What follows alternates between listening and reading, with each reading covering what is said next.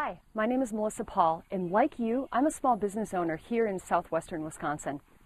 In November of 2010, Google made some big changes to the way that they display search results for local businesses like yours. The Southwestern Wisconsin Small Business Development Center asked me if I could share this tip with you. So what we're going to do right now is I'm going to walk you step by step so that you can set up your Google Places page for your business. What this means to you is that you'll be able to take advantage of the exposure the internet offers your business, even if right now you don't have a website.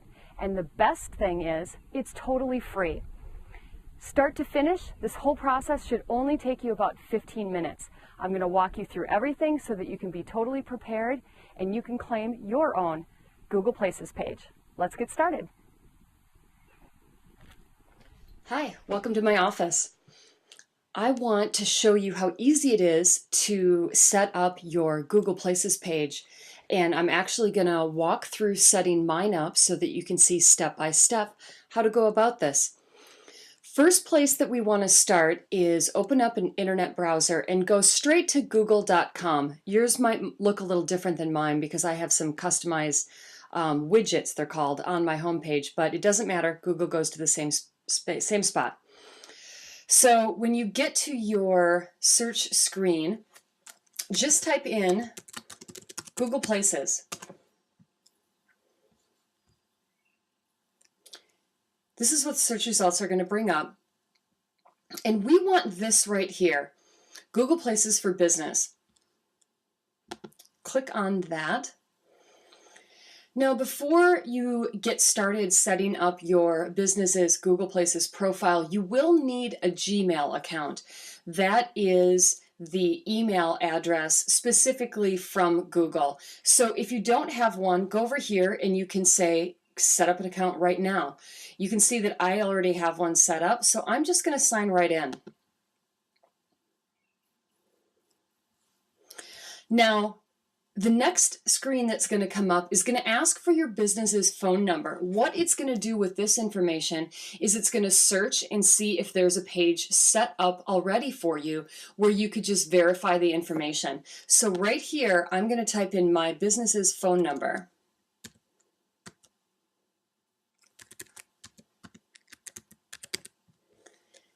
And hit Find Business Information. Now you can see here, it didn't find any information for my business, but I'm still going to be able to set it up. I'm just going to be setting up my information from scratch. If your information comes up, it just means that they pulled information from perhaps another online listing and gave you a head start. All we have to do right now is just enter in our basic information. I actually typed my information into a separate field just so that I can make sure that my spelling is correct and I can prepare a little bit ahead of time. So I'm just going to copy and paste the name of my company, put it here.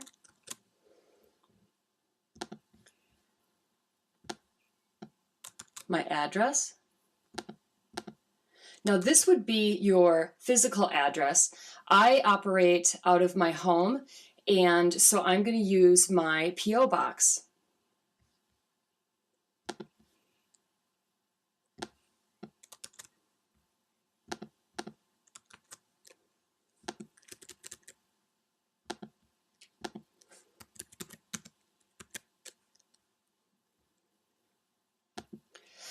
Now here it's going to ask for email address. I have a business email address, but I'm going to still use my Gmail account that I set up specifically for this, just so that I can track. If I get an email at that address, I'm going to know that somebody found my Google Places listing and is emailing me through it. I'd like to kind of know where my leads are coming from in my business.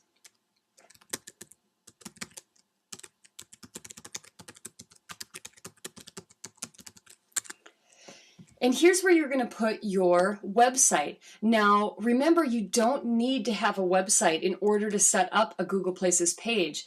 But if you do have one, it just gives you increased exposure, which is really nice. So I'm going to put mine here. Now, I do want you to take a look at this and make sure that when you put your website, if you have one, that you include the full http://. Don't just enter the name of your website or it'll give you an error. Now, the next field is a description. The limits on this field are 200 characters, you're going to see, and I hope, yep, I actually hit 200 exactly, which is kind of unusual. But what you're going to see is that it's really only just a couple of sentences, but make this as specific about what makes your business different, how you help your customers. You can see from mine, it really just focuses on, I help business owners do this. So make this kind of a catchy little couple paragraph or couple sentences on your business. If you want to write this ahead of time, I found a website called lettercount.com, and that's just spelled lettercount.com. And what that does is it has a blank field you can type into it and check how many characters you've used so that you can prepare this ahead of time. The next field we're going to be entering is category. Now, this is going to be the category that really best describes your business. If you're an auto repair shop, you're going to have that in here. I'm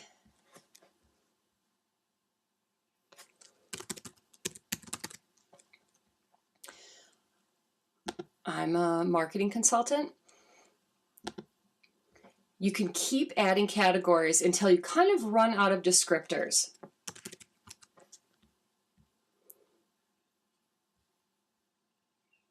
Pull that down so you can see that. Marketing agency. Add another category if you want.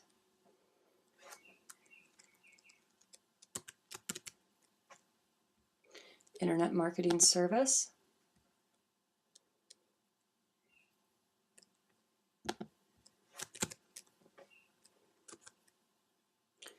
And I could look and see if there's anything else with advertising. I'm not really an advertising agency, so I'm going to just leave that blank and be happy with the way that those are. So I might just want to X that out.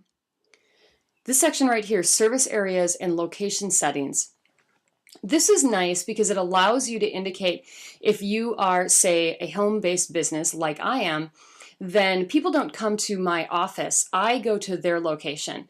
If you're a standard bricks and mortar location like an auto repair shop, you're going to just say all customers come to your business location. But in my case, I'm going to say, yes, this business serves customers at their locations. And then it's going to give me some new options. So if you can see, if I have this, it's just going to understand that people come to my location. But since I operate out of my home office, this is going to give me some additional options. So I'm going to say, do not show my business address on my maps listing. Even though I did my P.O. box, it's a privacy thing. Select how your service area will be specified, either through a distance from location or through a list of locations.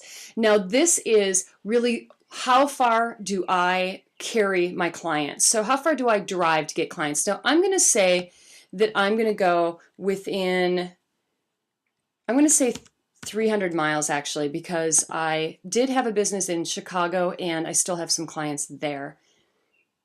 Next area shows your hours of operation. And this is really great if you have some split hours. You can even show that. You can see this down here. Are your hours split during a single day? So if you're a dentist office and you close over the lunch hour altogether, you can indicate that, which is really, really nice. I'm going to just indicate 9 to 5, standard hours. Next section is payment options. This just specifies how customers pay for your services or products. For my business, cash, check, and PayPal. Now this is where Google Places gets just really robust. They allow you to add up to 10 photos of your business. Now, I would suggest that you have some photos of the outside of the business. That's really great so that people can recognize it as they're driving up or driving by. Also show some photos of the inside, maybe of your service area, if you have a lobby, just anything like that. Pictures of your logo, and you'll be able to see when I add mine,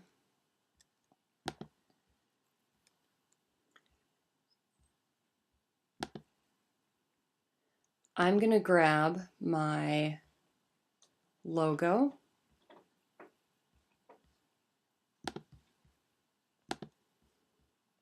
I'm going to add that.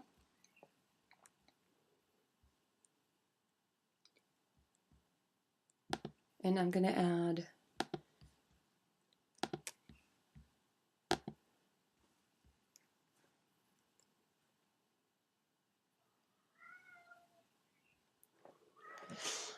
I could add 8 more photos, but since I don't have a physical location, I'm not going to add any more right now. Videos. This is a really cool feature that Google Places offers. They own YouTube, and so if you have a video on YouTube that talks about your business, you can just copy and paste the URL right here. Now, let me give you a little information on YouTube. You don't have to actually put together a video that is you sitting in front of the camera talking. That can make a lot of people just kind of nervous and uncomfortable. What you can do real easily is in a PowerPoint presentation, you can run through some slides. You can put some slides together talking about what your business does, things you're really good at, accomplishments, that all that kind of information that somebody considering your business may find interesting. And you can record you talking as you click through those slides, and then you can actually take that and put it on YouTube as a video. So keep in mind that you don't have to, have some professional videographer come in and record anything at your business. You can do that if you want to, but you can just simply do a slideshow presentation. And I've already done that ahead of time, and the URL for the video that I put together is right here. And you just get this URL right from the top of the screen when your video is playing. There's nothing fancy about it. So I'm just going to paste that in there and click Add Video. You can see the video right there. And you can have up to 5 videos for this listing, and you can always go back and add them. So you don't have to have everything done right now. If you add some videos later on, you can go back and add them. Something to note about YouTube, make sure that you don't include any pop music or any type of music that is not copyrighted and owned by you. There are some options. You can get royalty-free music, and if you just Google royalty-free music, you'll be able to either buy some right on iTunes, or you can actually find some that are free. But YouTube actually has the technology where they scan all of the files that are held on their servers, and if they find copyright infringement, they will strip it and they will pull it, and you'll actually get a notice from them that they've taken down your video. So it's kind of interesting. Even if you record a video and you maybe have a radio on in the background, that can sometimes get picked up, and your video will be taken down. So either have just silence and with you talking, or add some royalty-free music. Now here's just some other information if you want to add that there's parking. If you have specific brands that you carry that some of your competition doesn't carry, or that somebody specifically would be looking for, you can certainly add that and just keep adding all the way down until you are finished. Now over here, it's just getting, this is actually the address of the post office over here. So this is where my little spot on the map is going to come up, which is fine with me. And then over to the right, it's just showing the information that is going to come up on my Google Places page. So I can review it before I even hit submit.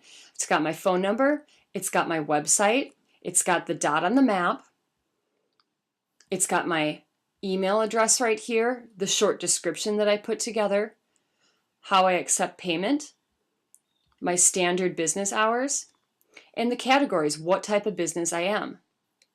Now these are actually probably because I have a Mac. It's not showing the pictures, but I can see that they're there, and the video is there.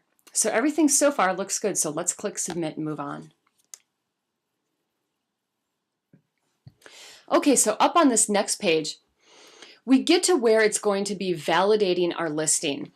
And normally you would have two options here, but because I was not found in the system, if you remember the very first screen that we clicked into, I entered my phone number and it looked to see if they already had a place set up for me that I could just verify.